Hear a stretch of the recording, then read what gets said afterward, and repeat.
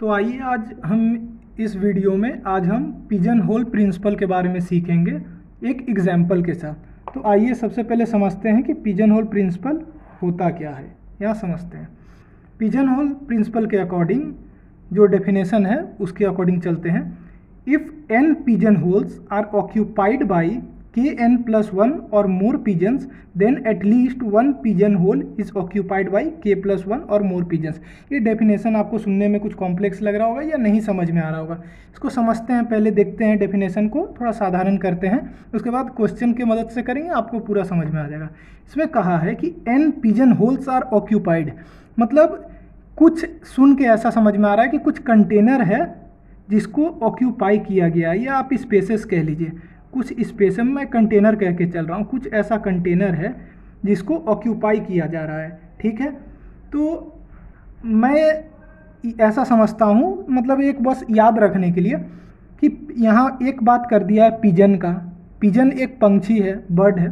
ठीक है, तो हम समझ के चलते हैं ये जो pigeon hole n pigeon holes, मतलब ये हम इसको नेस्ट मान के चलते हैं, नेस्ट, क्योंकि मतलब इसलिए मान रहे हैं याद रखने के लिए n pigeon holes are occupied, मतलब कि ये पिजन होल जहाँ पिजन रहता है ऐसा कुछ समझ लीजिए।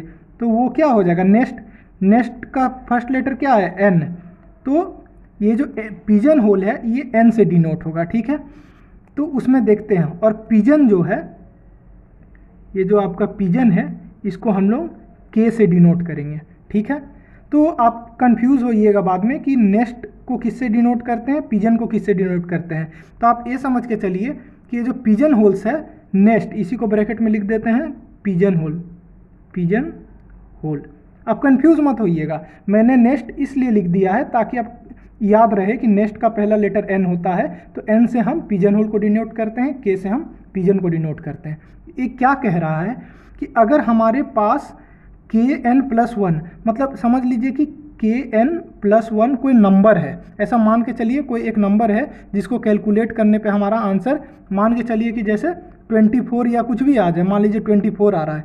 तो अगर हमारे पास 24 पिजन्स है तो हम ये एश्योरिटी के साथ कह सकते हैं कि अगर हम इन बॉक्स को चाहे कैसे भी फिल करें, मान लीजिए कि इसमें 2 डाल दे, इसमें 3 डाल दे, इसमें 4 डाल दे, किसी में कुछ भी डाले, ये टोटल 24 पिजन है, हमको n बॉक्सेस में यानी कि n नेस्ट में इसको भरना है।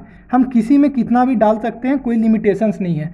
तो कम से कम कितना पिजन आपके पास होना चाहिए, कम से कम कितना पिजन आपके पास होना चाहिए कि आप ये एश्योरिटी के साथ बोल सको कि कम से कम इन सारे बॉक्सेस में से एक बॉक्स, यानी कि इन सारे पिजन होल में से एक पिजन होल तो ऐसा होगा जिसमें आपको k+1 पिजन्स होंगे।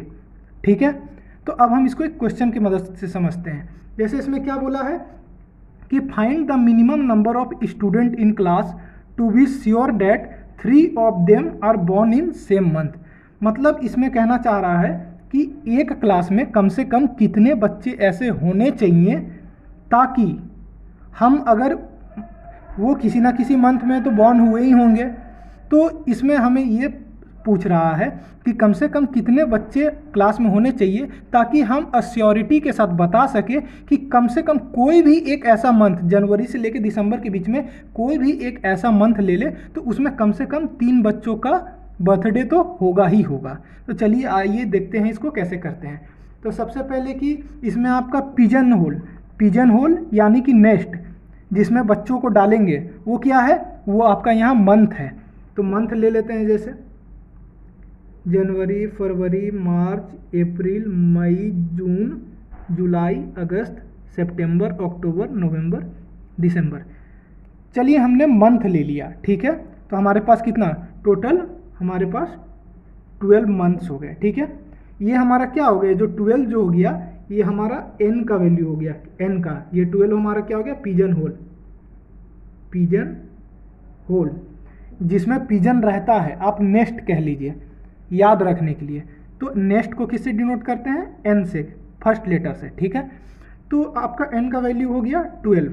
हम ये फॉर्मूला के साथ भी चलेंगे, आपका जो फाइनल आंसर होगा पिजन होल वो kn+1 से आएगा। देखते हैं कैसे चलना है। ठीक है, तो आपका पिजन होल क्या हो गया, ये मंथ हो गया, टोटल मंथ कितना है 12, तो आपका पिजन होल का वैल्यू 12 हो गया। अब क्या कहा है इसमें कि कम से कम क्लास में टोटल बच्चे कितने होने चाहिए कि कम से कम एक मंथ में 3 का बर्थडे तो आ ही सकता है। ठीक है, ऐसे तो आप कहने के लिए अगर बेस्ट केस मान लीजिए लिए कि आपने 3 बच्चों को सिलेक्ट किया और तीनों को एक मंथ में ही रख दिया, जनवरी में ही, तो तीनों का बर्थडे जनवरी में आ गया, तो एक मंथ ऐसा आ गया जिसका बर्थडे, मतलब कि एक मंथ ऐसा आ गया जिसमें 3 बच्चों का बर्थडे है। तो ये तो बेस्ट केसेस है ना कि आपके पास 3 बच्चे ही हैं और तीनों का जन्मदिन जनवरी में ही पड़ता है। लेकिन ऐसा तो हमेशा नहीं होगा, तो हम इसमें अश्योरिटी नहीं दे सकते हैं। तो हमें कम से कम कितने बच्चे चाहिए ताकि हम अश्योरिटी दे सकें, ये हम देखेंगे। तो मान लीजिए हमने सबसे पहले 12 बच्चों को लिया, चलिए हमने सबसे पहले 12 बच्चों को लिया। मान लीजिए कि हमने एक एक एक एक करके पहले सारे बच्चों को, ऐसे बच्चों को लिया, मान लीजिए कि वर्स्ट केस क्या हो सकता है कि हमने 12 बच्चों को सिलेक्ट किया और हर मंथ में एक एक का बर्थडे आ जाए, किसी एक मंथ में रिपीट ना हो, एक एक सब में आ जाए, तो इनका एक एक स्पेसेस भर गया बर्थडे का। अब फिर 12 स्टूडेंट्स ले लीजिए, उन 12 को फिर से एक एक करके भर दीजिए इन सारे मंथ में। तो अब देख के चलिए कि जितने भी मंथ है सारे मंथ में 2-2 बच्चों का बर्थडे आ गया। ठीक है, फर्स्ट टाइम आपने कितना लिया था, फर्स्ट टाइम आपने 12 लिया था, सेकेंड टाइम कितना लिया, फिर से 12 बच्चों को लिया। तो आप 2 बार 12-12 बच्चे ले चुके हैं, फिर भी क्या कंडीशन जा रहा है कि हर मंथ में 2 बच्चों का बर्थडे है। देखिए सारे मंथ को देख लीजिए, 2 बच्चों का बर्थडे। तो हम अब तक टोटल कितना ले चुके हैं, अब तक 24 स्टूडेंट्स ले चुके हैं। ठीक है, 24 स्टूडेंट्स हम ले चुके हैं। तो 24 स्टूडेंट्स ले रहे हैं, तो वर्स्ट कंडीशन क्या जाएगा कि सारे मंथ में 2-2 बच्चों का बर्थडे हो। और अब मान लीजिए कि एक बच्चा और हम इसमें कहीं से ऐड कर दें, 1 स्टूडेंट। अगर एक स्टूडेंट और आ जाए क्लास में, तो इस स्टूडेंट का बर्थडे किसी ना किसी मंथ में तो लाई कर ही रहा होगा, अगर एक स्टूडेंट और आ जाए क्लास में, तो ये स्टूडेंट किसी ना किसी मंथ में तो बॉर्न हुआ ही होगा। ऐसा तो नहीं है कि बॉर्न ही नहीं हुआ होगा, किसी ना किसी मंथ में तो बॉर्न हुआ ही होगा। तो इसका बर्थडे मान लीजिए इनमें से किसी भी मंथ में पड़े, तो उस मंथ में मान लीजिए इसका बर्थडे अप्रैल में पड़ता है, तो हम अप्रैल में 1 लिख दिए। अब देखिए कि एक ऐसा मंथ तो आ गया ना जिसमें कम से कम 3 बच्चों का बर्थडे है। ठीक है, अगर सब में 2-2 बच्चे हैं तो एक बच्चा और आ जाता है तो उसका बर्थडे किसी ना किसी मंथ में तो होगा ही होगा। ठीक है, तो आप ये अश्योरिटी के साथ बता सकते हैं कि अगर एक क्लास में 12 + 12 दैट इज इक्वल टू 24, और 24 में एक और जोड़ दीजिए तो हो गया कितना, 25। तो अगर एक क्लास में अगर टोटल 25 बच्चे होते हैं तो हम ये कंफर्म बता सकते हैं कि एक ऐसा मंथ तो कोई आएगा ही जिसमें 3 बच्चों का बर्थडे होगा। ये तो हमने ऑब्जर्वेशन से लाया है 25। अब देखिए कैलकुलेशन मैथमेटिकली हम कैसे लाते हैं। तो हमने आपको क्या बताया कि n की वैल्यू कितना हो गई, 12, और यहाँ पिजन होल का वैल्यू हो गया 12, और यहाँ पे पिजन्स का वैल्यू क्या होगा, pigeon hole equal to n that is equal to 12। देखिए आपको इतना शो नहीं करना है, आपको डायरेक्ट क्वेश्चन से यहाँ क्वेश्चन से उठाना है। तो आपको यहाँ बोल दिया है मंथ, तो मंथ आ गया, तो मंथ में सारा मंथ आ गया, टोटल को काउंट करिएगा 12 मंथ होगा, तो आपका पिजन होल हो गया 12। ठीक है, अब बोला है एक क्लास में कम से कम कितना, एक मंथ में कितने बच्चों का बर्थडे आना चाहिए, 3 का। तो आपको कैसे निकालना है, देखिए आपको के, हमने कहा था कि पिजन जो होता है उसे के से डिनोट करते हैं, तो आपको डायरेक्ट के इक्वल टू 3 नहीं लिखना है, के इक्वल टू 3 नहीं लिखना है, इस बात को मार्क कर लीजिए। आपको लिखना है के + 1 इक्वल टू 3। ये जो 3 दिया हुआ है ये K + 1 equal to 3, this implies that K equal to 2। आपको क्वेश्चन में के की वैल्यू 2 यूज़ करना है आपको अपने फाइनल कैलकुलेशन में। अब आपका टोटल पिजन होल का फॉर्मूला क्या आ जाता है, टोटल पिजन होल का फॉर्मूला क्या आ जाता है, kn + 1 that is equal to K का वैल्यू कितना है 2, n का वैल्यू कितना हो गया 12 + 1, ये देखिए कितना 24 + 1 दैट इज इक्वल टू 25, और यही हमारा फाइनल आंसर हो गया, यही हमारा फाइनल आंसर है। ठीक है। आप इससे कंपेयर कर सकते हैं। देखिए हमने यहाँ k+1 करके हमने एक घटाया क्यों?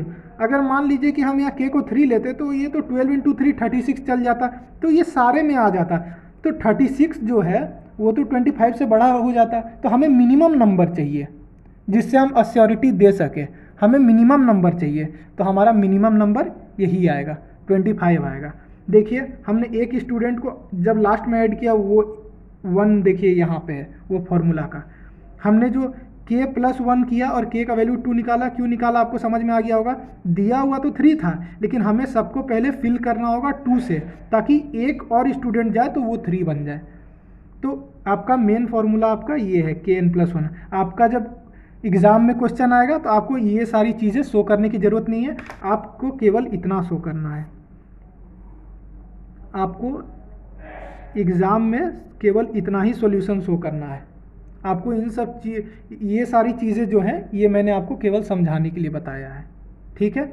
आपको अगर मेरे सॉल्यूशन से मदद मिलता है, कुछ भी हेल्प होता है, तो चैनल को सपोर्ट करिए, लाइक करिए, शेयर करिए वीडियो को और सब्सक्राइब करिए चैनल को। Thank you.